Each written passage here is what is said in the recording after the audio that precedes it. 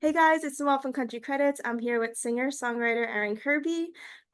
She is an upcoming artist and she has a lot going for her. So if you don't know of her, you definitely should. So I'm so great to have you. How are you? I'm great. How are you? Doing good. I'm excited to get to chat with you about everything that's been going on. Yes, thank you so much for having me and just like taking the time out of your day to chat. I'm so excited. Yeah. So before I guess we delve into what you've been up to now, I would love to go back to, I believe you're a Georgia girl, so I'd love to hear about your story, your upbringing, how you got into music, what makes you you. Yes, I am a Georgia girl. I'm from a very small town in up north Georgia called Jasper. It is so small, but I that's what didn't I know of Jasper. Yeah, I mean, I love it because it's so tiny and everybody knows everybody, but Mhm. everybody knows everybody, okay? So we all know each other's business. But yeah, I am a country girl. I love to say that I grew up doing redneck things, but I never really listened to redneck music. I grew up in a household where it was like we listened to either R&B or we listened to rock music. Like country was just not something that I was brought up listening to. However, I found it on my own and I fell in love with it. I was like, where has this been all my life? Because this is speaking straight to my heart right now. So when I found country music, I just fell in love with the music side. I fell in love with the songwriting side, and it felt all that like I was about to turn 18. God truly just brought my team in at this time, and he was saying, I think it's time for you to move to Nashville. And I said, all right, I'll do it, Lord. I'm trusting you. So that's what I did. I moved to Nashville. I was still in high school doing everything online. So my mother and I would travel back and forth, and I would be writing every week. And it was just amazing. So now I'm up there. I like to say almost full time because like Georgia is still where my heart is. But it's, yeah, I I'm up there pretty much full time writing, releasing music, playing rounds. It's been awesome. That is okay. So I didn't realize that it wasn't country for you growing up because of through all of your songs and kind of like your the way you are on social media. I would have thought country forever, but I guess Yeah, not. I know. Honestly, I feel like it makes me like appreciate it more or Yeah. love it more because it wasn't something that was just there. It was something that I truly connected with. And then I read somewhere that you had been acting and always into music though. Like it wasn't like that wasn't a thing, Oh right? yeah, I loved music. I started in pageantry, so I did the talent portion. And I did that for a minute because I was only like 8 or 9, and there's not really anywhere else for an 8 or 9 year old to sing other than a pageant. So I did that for a while and eventually jumped into the music scene in Atlanta, just playing open mics or whatever I could. But I wouldn't say, I mean, I was serious about it, but I was in that pop R&B world and still hadn't found country music, so it was just a different side of who I am. Wow. That's interesting. Um, okay, so jumping into current day. So you're in Nashville pretty much. How often are you writing versus focusing on more of the artist, like playing shows type thing? Yeah, I feel like I'm writing a lot right now, especially in the front half of moving to Nashville because it was me recreating myself and just finally being able to do the countryside of Erin Kirby. So it was a lot of writing, and then we started playing rounds, I guess, in shows like last October, so it's still kind of fresh. I love that. That's really great. No, because I've listened to all your songs and they're all really great. They kind of do have a pop flair, so I could see where that like came from with your upbringing. Yeah, But that's very in right now, so I love it. Um, thanks. but you wrote, you write on every song. The only song that you didn't write on was the one with Cameron. I know, yeah. Insane. Crazy. So, I think that's kind of like what brought you on the map for a lot of people. Um, Yeah. Let's go like way back and talk about, so was it all because of the cover that you did? With Cameron? Well, yeah, but didn't you like you t posted something on TikTok and like went viral? Yes, yes, I duetted his version of a That's song. He was looking, yeah. yeah, he was looking for a female to be on the song, and I decided I'm just a huge fan of Cameron, so what the heck? I'm just gonna post a video and maybe he'll see it and think it's awesome, and that will be it. Like I was not even expecting a comment from him. Right. So as we can see, it totally did a lot more than that, and I was fortunate enough that there were a lot of things happening behind the scenes between my management and his management, and we made it happen, but it was still a surprise, and I had no idea until we were cutting the song. So it was very, very crazy. How did you find out? Was it a phone call? No, my manager told me, "Hey, we're going to lunch." So I literally showed up in like my camo pants and my ball cap and the dirtiest tennis shoes I own. Oh no. And I showed up and he's like, "We're gonna go check out this studio real quick for some photos." I'm like, "Okay, sure, whatever." And we pull up, we're going through the place, and like one room was occupied, and they were like, "Oh, but we're gonna go in here." And I'm like, well, I don't have to do that. Like somebody's working in there, but okay. Next thing I know, Kameron Marlowe is walking up to me, introducing himself to me, asking if I will be on the song and if I would record the vocal today. And I'm like, absolutely yes, I will. Right now, let's do it. Let's So do it. was there nerves involved or no nerves at that point? Um, no, there really were no nerves, other than the fact that like at first I was like, why is Cameron walking up to me? Like I'm more nervous he's gonna kick us out because we're intruding on his session here. Yeah. But as soon as he was like, "Will you be on the song with me? If you don't want to be, you don't have to." I was like, "No, let's do this thing. I'm ready. Let's go." Yeah, of course. Oh my God, imagine now I'm good. Thanks. Yeah, right? Like, why would he even offer that I That's don't not want the to right outfit. I'm sorry. do? Yeah, exactly. Sorry, I'm in my camo pants today. I can't sing. No, like, Well, that's yeah, that like was I mean, your vocals are amazing. Did you take vocal lessons or was it just you just have it? I did take vocal lessons. I say that my talent truly is a gift from the Lord. No one else in my family really does music. They just love music. Yeah. So it's truly a gift from God. However, I do have a vocal coach, Mama Jan Smith, and she truly has taught me how to take care of my vocals and how to grow and strengthen them. Hmm. Yeah. Well, stellar vocals, so good job. Thank you And so much.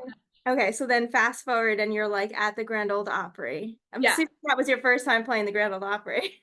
Yes, it was. And it's crazy because the first time I ever attended an Opry show, Cameron was actually playing. So it was a full circle moment Oh for my gosh, sure. I love that. I know, I know. And Cameron just loves to surprise me because they called me the day before and asked if I would sing with him at the Opry. And immediately I was like freaking out, yes, yes, but how am I going to get my mother here and what am I going to wear? So we figured that out. My mom jumped in the car and she came up and we figured out my outfit that day. But it was an incredible experience, completely just like blurred the whole time because I was just so excited. That's very exciting. I wish I was there for that. Yeah, it was awesome. It really he totally made my dream come true. So I appreciate him for that. That's very exciting. Okay, so then your most fast forward, your most recent release is Pick My Own Flowers, which is it's such a feminine, fun song. So my question when I first heard it, I was like, this is so dang good. Like the when you come in with your vocals, it's like you could hear it like the lyrics are a little bit more so like what I thought the direction they were gonna go, but the whole vocals behind it is so like powerhouse that it just leaves me like, oh my gosh. Like, was there a moment that you felt like I gotta write this song, or was it just like leading up kind of like your values and you were like, I want to write this song? Or was So it a guy and you were like, no, I'm writing this song?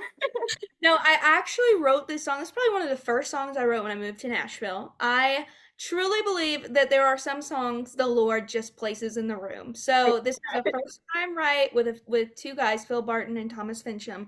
Had never met them before, and we're just chatting, and all of a sudden Phil starts singing this hook, the I can pick my own flowers, I can hold my own door, and I'm like, wait a second, I kind of love that. Like, can we keep going with this? And I think we wrote that song, it had to be like under an hour. It was so fast. The words were just, they were flowing. They were flowing. And it was, we really were able to take the time to structure the melody and like the way the vocals were going to sound because we got the lyrics so quickly. And, I just feel like I released the song 2 years after I wrote it. So it's truly just like a God timing thing and how I was feeling like what girls needed to hear and what they were wanting. So okay, so 2 years later. So did you Yeah. ever think it's gonna be like a very like a single that you were like, did you had it planned out for a while, or you were just like one day like I want to release that now? I teased it on TikTok first and it did pretty well. So I had planned on releasing it quickly, or at least quicker, but I still needed more songs to come behind it and that took some time. So we waited and waited and eventually I actually said let's not release this at all. And then it was picking up on its own. People started messaging me about it again after like a year and a half. So I felt that that was a call for the song to go out. So we decided to curate the release plan and get it out for this year. That is so great. Um, And you do a lot of work with Frank, your producer. So is that who you, how did you like, I guess being new to Nashville, was it hard to find the right people? I assume your management team was very helpful and a lot of like connections, but I don't know if you want to just talk about a lot of people who watch my things are kind of aspiring artists as well. And sometimes people aren't in Nashville yet. And they're curious when I get there, like, how's it gonna happen? How do I make my connections? Like, I don't know if Yeah. you just want to talk about that for anyone that's, in a similar position, but still back home. Oh, yes, yes. So definitely my management team was setting up a lot of my rights. I have worked with several producers, and I really met most of them through rights. Frank was in a right. We wrote Raised in a Barn together at first, and he just crushed that demo. So we decided to do a few more songs with him. Then I moved to writing with Chris August, and we wrote Redneck Rich together, and he Love crushed this that song. demo. So we went ahead and had him produce that and a few other songs. And all I can say, is trust God, pray to God, ask Him because He will put the right connections into your life and put you in the right rooms. And that's truly all that has happened. My connections have come from the Lord. Love that. That's very, I love that. I love that you answered it so truthfully for yourself. Um, so do you have like a dream co-write in town or anyone? Any job, I guess really. A Country's so dream, wide open right now. a dream co-write. Oh my gosh, I feel like I do. I feel like there's so many co-writers on the right It's list. hard to like when someone asks you, I feel like you always people are always like, I'm blacking out. I don't know. No, I know. Like that's exactly how I'm feeling right now. I can't think of his name right this moment because I'm blacking out for real. But the guy that wrote Dirt Cheap by Cody Johnson, I want to write with him so bad. That song is incredible. Yeah, it's incredible. Who's your favorite? Okay, so who's your favorite artist as far as like influence? Is it country artists or would you say it was more of a pop artist that just really inspired you? Currently, my influence is a mix between Luke Combs and Chris Stapleton. I feel like you said, the writing is very clear and straight to the point, but the vocal is there and the production is just so major. And I feel that that's kind of what I want to do and be the female version of that. Now, I do have one pop influence, Jessie J, just because her voice is so insane and she gets really creative with the way she uses her voice. She doesn't put herself in a box. And I kind of want to do that in the country scene. Mhm. Yeah, and like that's very like I was saying, just country is very hard to define right now. So you're kind of wide open, which is awesome. Like you can experiment with different things. It's probably going to be widely accepted, which is very exciting. Yeah. It's such a great time to be a country artist right now. There's not like all these expectations anymore. So Exactly. it's exciting. So how often do you go back home to Georgia? Or you I kind of usually, go back and forth a lot, so yeah, I typically go back home like once a month, I would say. It's only a little over 3 hours to get back. So, very yeah, nice. if I have like a 3 day weekend or whatever, like I'm going home. Yeah, I get that. There's nothing like your hometown. Yes, yes. I need a little break from the major city. Love it, but also I really love the middle of nowhere. That's why I ask sometimes because so many, country artists are from the country. And it's like Yeah. Nashville has grown like no other city that I know in the last Oh, few years. So it could be like a lot. absolutely. And I'm such a big family person. Like I love just being able to come home and hang out with my mom, or my dog lives here too, so I like to come home and see him. And then when you get on the road, I feel like big things are coming for you. I would love to see you on the road with other girls. That would be so cool. Thank you. Yes, I playing shows are my favorite. So like any chance I can get, I don't care where it is, I'm gonna be playing. That's where I was gonna go next. I was gonna say, okay, so aside from all the songwriting and all that stuff, fun stuff, like as far as performing now, do you get nervous? Do you have a full band? Are you still forming a band? Like what stages are you in with that? Yeah, so I do not really get nervous when I play shows. I think the excitement just covers up the nervousness. Like I just get so overjoyed to play that it's just right where I feel at home. So when it comes to band stuff, I do have some bandmates here in Georgia that I actually met with them recently, and I was like, "Hey y'all, it is time, and I think that you guys better invest in some cowboy boots, okay? Like it's time for us to go." So pretty soon, I think I'll be playing some full band stuff with them, and I'm just stoked to like have my band family back together. Oh, I love that. Do you have a favorite venue that like you're like, I want to play that venue? I don't know. I mean, honestly, the Opry was pretty amazing. So like my goal is to obviously have my own debut there. It was everything was perfect. I've never felt so at home on a stage before. Yeah. Yeah, there's nothing like that. I mean, that's usually the top. Yeah, yeah. You perform at like different events for sporting events and you know, the NBA and NFL. Do you want to talk about like how those came to be? Yeah, those have been so awesome. I actually did like every major sporting event in Georgia before I turned 18, whether that was That's crazy. a I know it was amazing and they're all linked together. So like if one person books you, then they spread your name around. So I was lucky enough that I was getting random emails from like, "Hey, we work for the Falcons and we know so Oh and so. wow. Okay. Love for you to do the halftime show." And I'm like, "Yes, of course." Yeah. So do you, oh my gosh. Okay. I didn't realize they were so like connected. Wow. So one thing just led into the other. That's very exciting. Yes. Yep. Just like I said, like truly a God thing has his hand in it for sure. Um, and then okay, so now going back to the writing theme, is there any other like I guess two things. One, like as far as if someone was just discovering you, do you feel like your music you want your music to make them feel a certain way? And then two, as far as all your songs, do you feel that they usually just spill out of you, or was there ever a time that you had writer's block, and what was that like?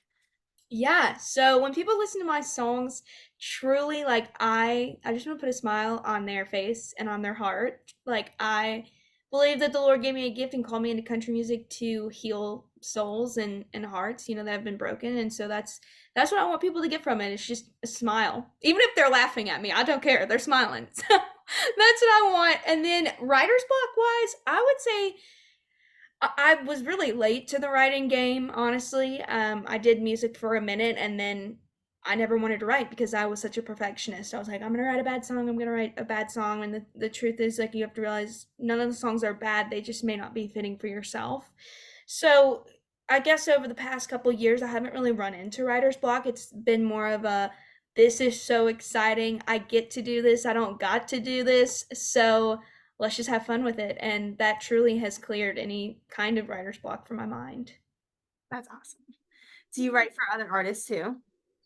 Currently, going into the room, it's always, trying to get on my project. And then if not, then there may be potential songs that have been pitched through other writers or whatnot. But usually the intention is to write for myself. It's so fun getting to know like a lot of the best friendships I know started in the writers round. It's such a Yeah. community of writers in Nashville. It's like really truly like what makes country music so special. So Oh yeah. Definitely the community in country music it's like no other. for sure.